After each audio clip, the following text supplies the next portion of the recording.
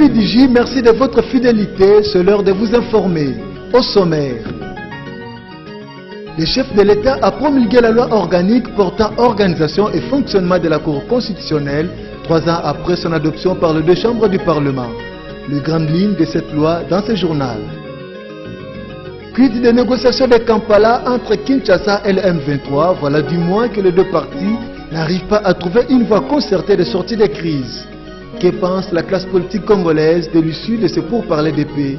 Réponse dans cette édition. Une année après la tenue du 14e sommet de la francophonie, qu'est devenu le village de la francophonie situé au stade de Martyrs? Notre rédaction a fait le retour sur le lieu qui est presque à l'abandon. Le journal, voici les développements.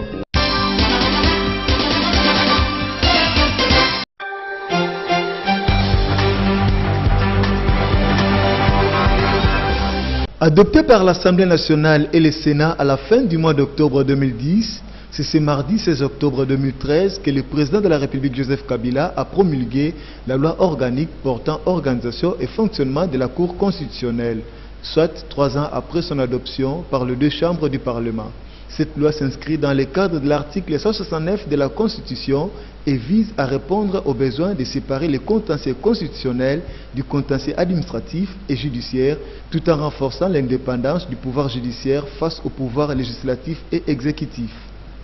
À la lumière de cette loi organique, la Cour constitutionnelle a compétence pour juger de la constitutionnalité des lois, des actes ayant force des lois, des édits, des règlements intérieurs des chambres parlementaires, du Congrès, des institutions d'appui à la démocratie, ainsi que des actes réglementaires des autorités administratives.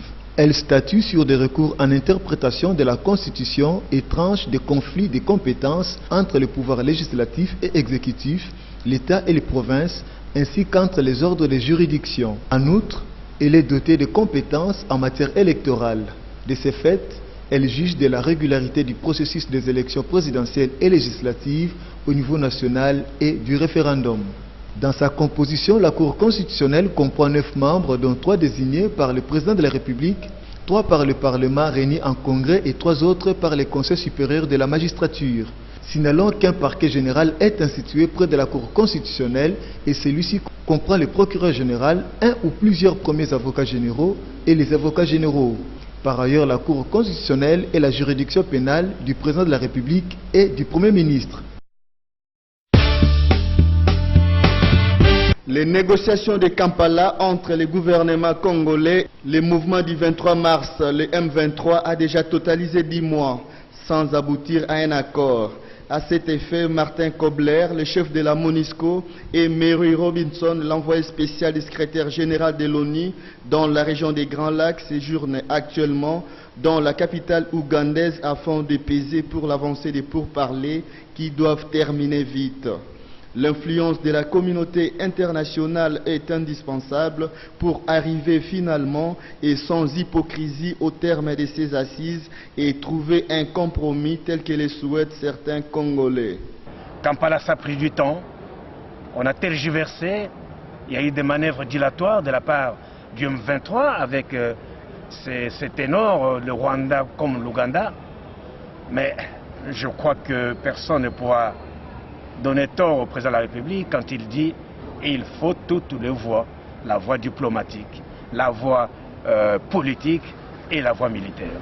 Si nous n'arrivons pas à nous mettre d'accord avec le M23, mais croyez-moi qu'en tant que Congolais que je suis, en tant que Congolais que vous êtes, vous les journalistes, mais je crois que nous serons un jour obligés de recourir aux armes pour recouvrer l'ensemble de notre territoire. Cependant, l'accord parfait entre les deux parties sur leur désaccord paraît fictif, car la seule option qui semble objective, c'est l'option militaire, comme le souhaitent d'autres Congolais. Tu es conforme à la position de ceux qui sont sur le terrain. Qui sont ceux qui sont sur le terrain? C'est la société civile du Nord Kivu. Elle a demandé au gouvernement central de se retirer, de se désengager de Kampala. Kampala, c'est une vaste comédie, c'est une vaste distraction. Moi, je crois que nous, Congolais, nous avons l'obligation de pouvoir sauver notre pays autrement. Pendant qu'on va à Kampala, on nous apprend qu'on amasse des armes et des troupes. Mais Kampala va servir à quoi? Nous pensons que... Non, mais les M23 et ses alliés. Et donc, nous pensons qu'au jour d'aujourd'hui, ce qu'il y a à faire, c'est matérialiser les conclusions et résolutions des concertations nationales. Qu'ensemble, ces fronts-là puissent tout mettre en œuvre pour mettre les M23 hors d'état de nuire. La comédie a trop duré. Il faut signaler également l'entrée en scène d'une compagnie d'appui lourdement armée venue du Rwanda et qui a pris part à cette opération musclée visant indiscutablement la ville de Goma. Le but serait certainement de faire pression sur les gouvernements afin que ces derniers accordent les yeux fermés au M23, ces folles exigences formulées à Kampala.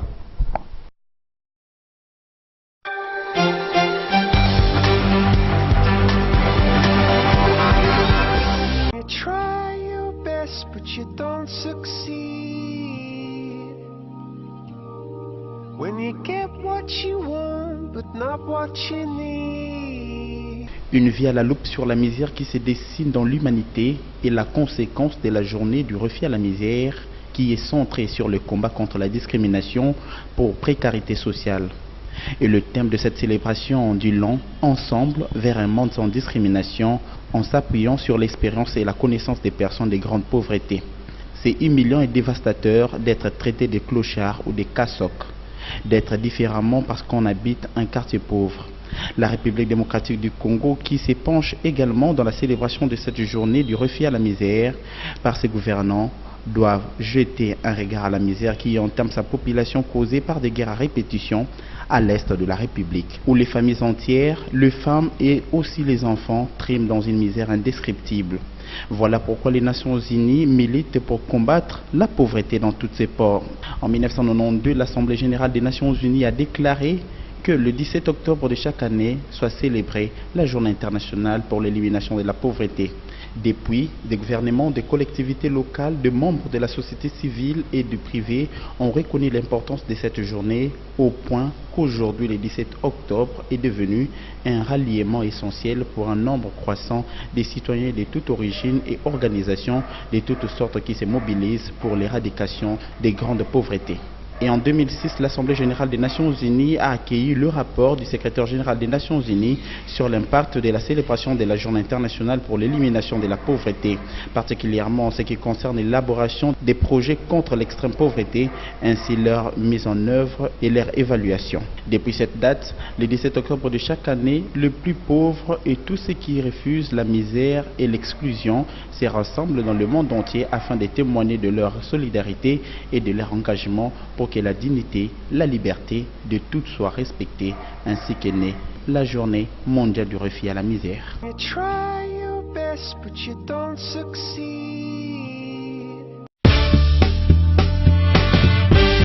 Une année s'est déjà écoulée depuis la tenue du 14e sommet de la francophonie à Kinshasa.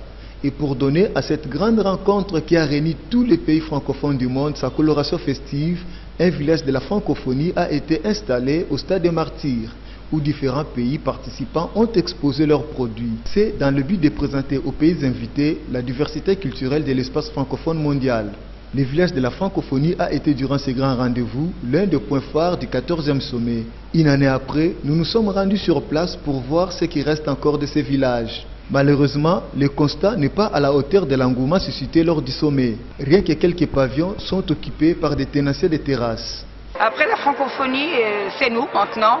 Ce sont des ONG qui sont sur place dans le village pour préserver le village. Mais il y a aussi beaucoup de terrasses. J'ai un seul regret, c'est que le village de la francophonie est devenu un site seulement de terrasses. Ça devait être un site touristique que tout le monde devrait vouloir visiter.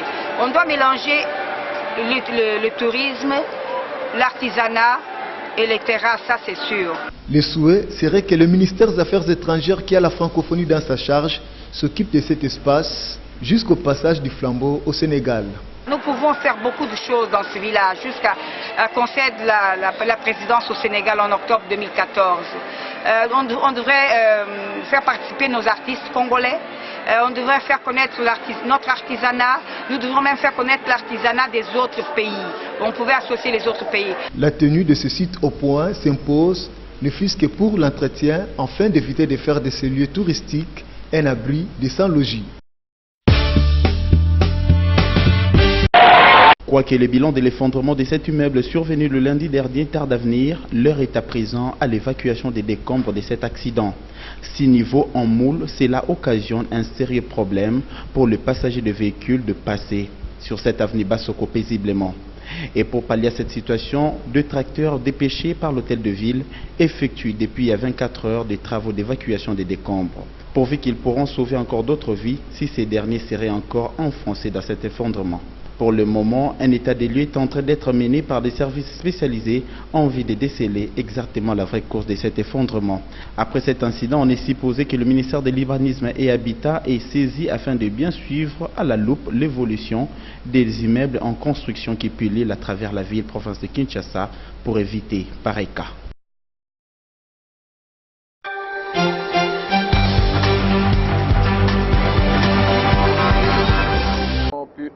L'heure est à la décrispation entre le ministère des Sports et le mouvement sportif congolais quant à la suspension de 8 fédérations congolaises de toutes les compétitions étrangères. Mesure prise suite à la défection de plus d'une dizaine d'athlètes congolais aux Jeux de la francophonie organisés au mois de septembre dernier en France.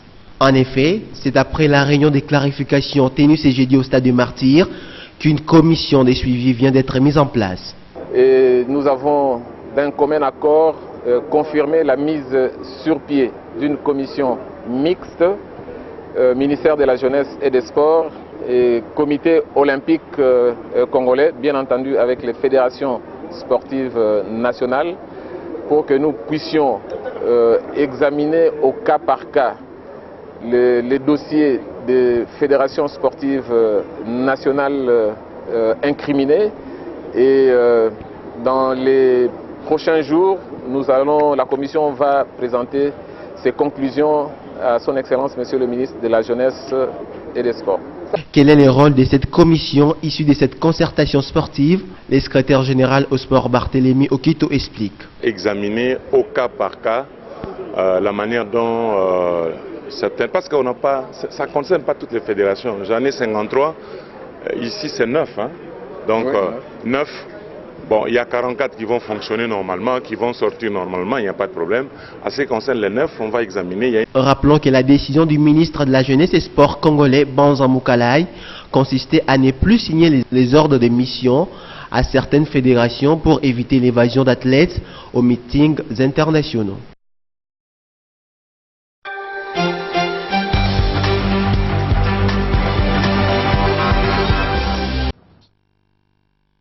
Le 23 novembre prochain aura lieu le scrutin local de renouvellement des maires et sénateurs. De nouveaux dispositifs de vote ont été mis en place, la biométrie. Considéré comme un nouvel acte majeur dans le processus électoral, l'enrôlement engage plus de 300 000 électeurs. Un pas pour l'histoire politique du Gabon. C'était un espoir. La biométrie, c'est quoi? C'est ce recensement qui est fait à partir des données à caractère personnel. Nous avons donné une définition qui consiste à dire que la biométrie, c'est d'abord l'enrôlement. Après l'enrôlement, c'est l'authentification. Après l'authentification, c'est la préservation de code source. Tout ceci n'a pas encore eu lieu. On a dit commençons par l'enrôlement. Cet enrôlement, à mon avis, ne s'est pas bien passé. Est-ce qu'on va arriver à une phase d'authentification? Nous verrons bien. Est-ce qu'on va arriver à contrôler les codes sources qui donnent accès aux fichiers? Nous le verrons également. Mais la biométrie, ce n'est pas seulement l'enrôlement. Et puis l'enrôlement avait d'abord pour mission de parfaire le fichier électoral. Oui, le fichier d'état civil et après la liste électorale. Parfaire les fichiers d'état civil n'est pas le seul objectif des représentants politiques. Il est aussi une étape pour l'avenir du pays, mais pour le parti de l'opposition, l'Union pour la Nouvelle République, certains espoirs d'organisation sont encore mis à l'épreuve. L'enrôlement ne s'est pas bien passé à mon avis. Nous avons assisté au vieux démon du passé qui consistait à transporter des gens de grandes villes pour aller dans les petites villes, pour aller donner des majorités aux partis qui ont les moyens, notamment le parti au pouvoir. Bon, ceci dit, on ne va pas du jour au lendemain espérer que ça va être l'apothéose. Mais l'opposition a de réelles chances de l'emporter dans certaines localités. L'enrôlement civil a toujours été source de contestation. Les résultats des élections passées n'ont cessé de susciter le doute dans l'opposition politique, mais aujourd'hui cette nouvelle épreuve devrait permettre une cohabitation politique. Après une année tragique en 2012, au cours de laquelle 18 journalistes ont perdu la vie, la situation des professionnels des médias pourrait s'améliorer en Somalie. Le gouvernement fédéral est en effet en phase de rédiger un projet de loi pour la presse. Objectif, mettre en place un cadre juridique et réglementaire pour les médias.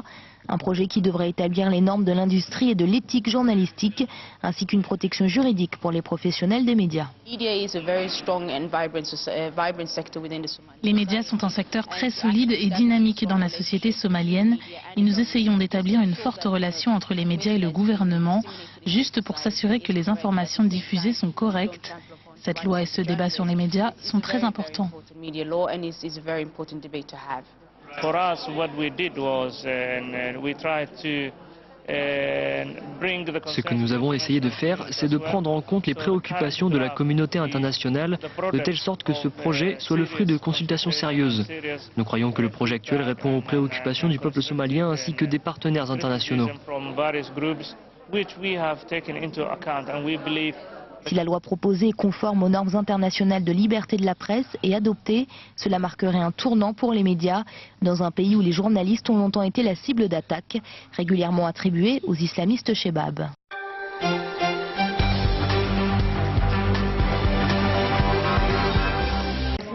Les tractations ont été intenses, les tensions extrêmes, mais l'essentiel est là. Le Congrès américain a adopté le relèvement provisoire du plafond de la dette. L'accord met fin au blocage, à la paralysie de l'administration américaine et